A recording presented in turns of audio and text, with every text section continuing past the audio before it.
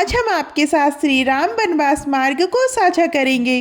भगवान श्री राम को 14 वर्षों का कठोर वनवास मिला था। इसके अनुसार उन्हें केवल वनों में रहना था तथा उनका किसी भी नगर में जाना प्रतिबंधित था। श्री राम ने अपने वचन का भली भांति पालन किया। उन्होंने 14 वर्षों तक अपनी पत्नी सीता तथा भाई लक्ष्मण के साथ वनवासियों की भांति जीवन व्यतीत किया। इस दौरान वे भारत के उत्तरी तट से लेकर दक्षिणी तट तक गए। ऐसे में बहुत लोग ये जानना चाहते हैं कि 14 वर्ष के वनवास में राम कहाँ कहाँ रहे। इसलिए आज के इस वीडियो में हम आपको भगवान राम वनवास मार्ग बताएंगे। यह अयोध्या के तमसा नदी के घाट से शुरू होकर श्रीलंका के नुबारा एलिया पर्वत श्रृंखला तक जाता है। जब भगवान श्री राम को कैकेयी के रचित षड्यंत्र के तहत 14 वर्ष का वनवास मिला तो उन्होंने अपने पिता दशरथ के वचन को अपना धर्म बना लिया था। इस धर्म के तहत उन्हें 14 वर्षों तक किसी भी नगर में पैर तक नहीं रखना था। साथ ही ना ही किसी तरह की राजसी या नगरीय सुख सुविधा का लाभ उठाना था। उन्हें 14 वर्षों तक वनों में रहकर कांड मूल का सेवन करना था और वनवासी की तरह जीवन यापन करना था।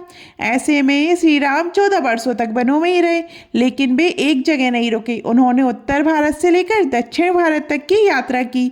अंत में वे रावण से युद्ध करने के लिए समुद्र पार लंका पहुंच गए। इसलिए आज की इस वीडियो में हम आपको केवल 14 वर्षों के वनवास में राम कहाँ कहाँ रहे यही नहीं बताएंगे, बल्कि वे जहाँ जहाँ भी रुके वहाँ उन्होंने क्या कुछ किया और कितने दिनों तक रहे आदि की जानकारी भी देंगे। सबसे पहले अयोध्या से विदा लेने के पश्चात भगवान राम रथ में बैठकर आर्य सुमंत के साथ तमसा नदी के तट तक पहुंचे। वहां तक अयोध्या की प्रजा भी उनके साथ आई। प्रजा उन्हें अकेले जाने देने को लेकर तैयार नहीं थी तथा उनके साथ चलने की जिद लिए बैठी थी। इसलिए उस रात श्री राम ने अपना डेरा तमसा नदी के तट पर ही डाला था। वे सूर्योदय से पहले अयोध्या की प्रजा को बिना जगाए सीता जी, लक्ष्मण जी तथा सुमन जी के साथ कौशल देश की नगरी से बाहर निकल गए। इसके पश्चात वे अपने मित्र निषाद राजगुह की नगरी श्रृंगबेरपुर के पास के वनों में पहुंचे तथा वहीं एक दिन के लिए विश्राम किया। उनके मित्र गुह ने उनका बहुत आदर सत्कार किया। अगले दिन उन्होंने सुमंत को रथ लेकर अयोध्या लौट जाने का आदेश दिया तथा वहां से आगे पैदल ही यात्रा करने का निर्णय किया। फिर उन्होंने केवट के सहारे गंगा नदी को पार किया तथा उस पार कुरई गांव उतरे। श्री राम वनवास मार्ग का अगला पड़ाव प्रयागराज था। ऐसे में गंगा पार करके श्री राम माता सीता, लक्ष्मण तथा निषाद राज के साथ प्रयाग चले गए। वहां उन्होंने त्रिवेणी की सुंदरता को देखा तथा आगे मुनि भरद्वाज के आश्रम पहुंचे। यहाँ उन्होंने मुनि भरद्वाज से अपने रहने के लिए उत्तम स्थान पूछा, जिन्होंने यमुना पार चित्रकूट को उत्तम बताया। इसके पश्चात श्री राम ने अपने मित्र निषाद राजगुह को भी वहां से वापस अपनी नगरी लौट जाने का आदेश दिया। इसके बाद वे माता सीता व लक्ष्मण जी के साथ यमुना पार करके चित्रकूट चले गए। चित्रकूट पहुंचते ही उन्होंने वाल्मीकि आश्रम में उनसे भेंट की तथा गंगा की धारा मंदाकिनी नदी के किनारे अपनी झोपड़ी बनाकर रहने लगे। यहाँ पर उनका भरत से मिलन हुआ था। जब भरत अयोध्या के राज परिवार सभी गुरुओं मंत्रियों के साथ श्री राम को वापस लेने पहुंचे थे, परंतु श्री राम ने वापस लौटने से मना कर दिया। इसके कुछ समय पश्चात श्री राम चित्रकूट भी छोड़कर चले गए। उन्हें डर था जब अयोध्या की प्रजा यहाँ निरंतर आती रहेगी, जिससे ऋषि मुनियों के ध्यान में बाधा पहुंचेगी। अब सभी के मन में ये प्रश्न उठ रहा होगा कि चित्रकूट में राम कितने दिन रहे। बहुत लोग आपको इसका उत्तर 10 से 12 वर्ष देंगे, जो कि गलत है। वह इसलिए क्योंकि भरत जी के जाने के कुछ समय बाद ही श्री राम ने चित्रकूट को छोड़ दिया था। ऐसे में वे चित्रकूट के कुछ महीने ही रहे थे और उसके बाद वहां से चले गए थे। राम वनवास मार्ग में दंडकारण्य ही वह जगह है जहाँ श्री राम ने अपना सर्वाधिक समय व्यतीत किया था।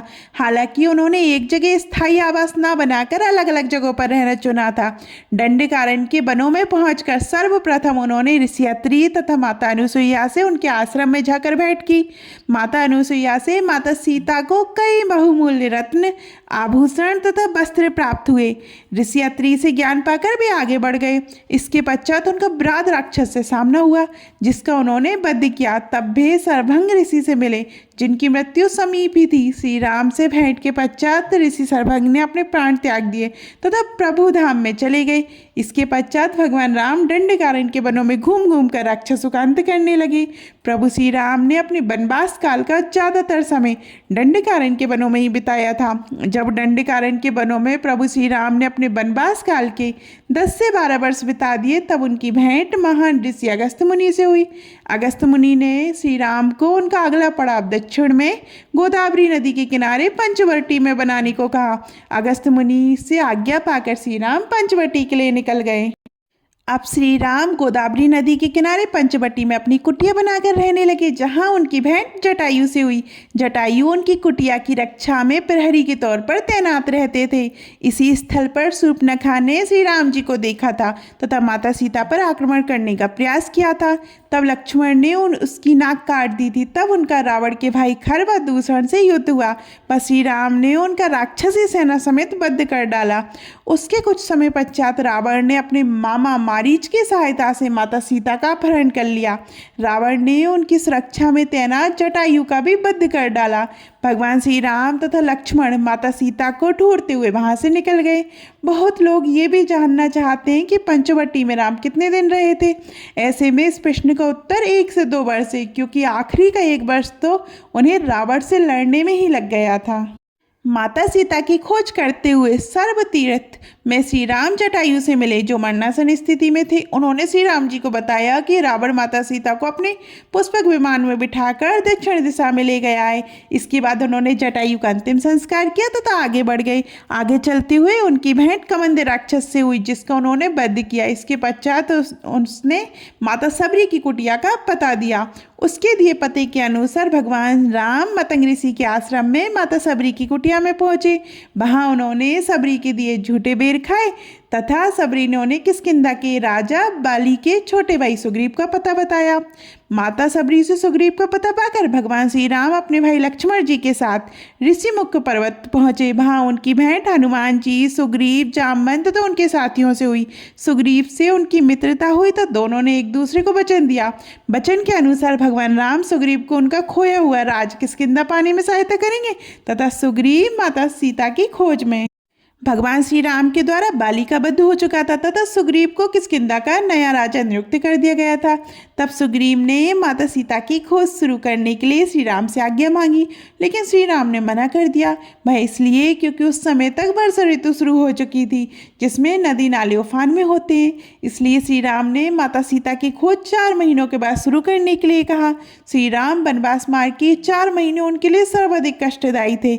इस दौरान वे किष्किंधा के निकट प्रसवनगिरी पर्वत पर रहे थे, क्योंकि वचन के अनुसार उनका नगर में प्रवेश करना मना था। इसी कारण सुग्रीव का राज्याभिषेक करने भी किष्किंधा नगरी लक्ष्मण जी गए थे, न कि श्री राम। 4 मास के पश्चात जब माता सीता की खोज प्रारंभ हुई, तब हनुमान जी ने लंका में उन्हें ढूंढ निकाला। श्री राम जी को की सूचना दी गई तथा वे संपूर्ण वानर सेना के साथ रामेश्वरम में पहुंच गए। इस स्थल का नाम भी उन्होंने स्वयं दिया, क्योंकि यहाँ उन्होंने शिवलिंग की स्थापना की थी, जिसे उन्होंने राम का ईश्वर बताया। इसलिए इस स्थल का नाम रामेश्वरम पड़ा। वहाँ से उन्होंने वानर सेना की सहायता से समुद्र पर 100 योजन का पुल बनाया। ये भारत के धनुषकोडी से शुरू होकर श्रीलंका के मन्नार द्वीप को जोड़ता था। इसके पश्चात इस राम सेतु की सहायता से भगवान श्री राम वानर सेना के साथ लंका चले गए। रावण का महल लंका के बीच में स्थित था तथा ये गुफाएं वहां से लगभग 90 किलोमीटर दूर थी। लंका पहुंचकर श्री राम ने अपना डेरा यहीं डाला था तथा रावण के साथ भीषण युद्ध किया। अंत में उन्होंने रावण के सभी भाई बंधु, योद्धाओं, सेनापतियों समेत उसका विनाश कर दिया था तथा माता सीता को उसके चंगुल से मुक्त करवा लिया था। इस तरह से श्री राम वनवास मार्ग यहीं तक था। इसके बाद श्री राम ने विधि अनुसार लंका का नया राजा रावण के छोटे भाई विभीषण को नियुक्त किया। उसके बाद वे पुष्पक विमान में बैठ अयोध्या के लिए निकल पड़े। बीच में वे भरद्वाज मुनि के आश्रम तथा अपने मित्र निषाद राज से मिलने के लिए रुके थे। इस तरह से आज की इस वीडियो के माध्यम से आपने 14 वर्ष के वनवास में राम कहाँ कहाँ रहे, इसके बाद भी संपूर्ण जानकारी ले ली है। आपको ये वीडियो कैसी लगी कमेंट में जरूर बताइएगा, और अभी तक आपने हमारे चैनल परंपरा और प्रतीक्षा को सब्सक्राइब नहीं किया है तो सब्सक्राइब करिएगा। धन्यवाद।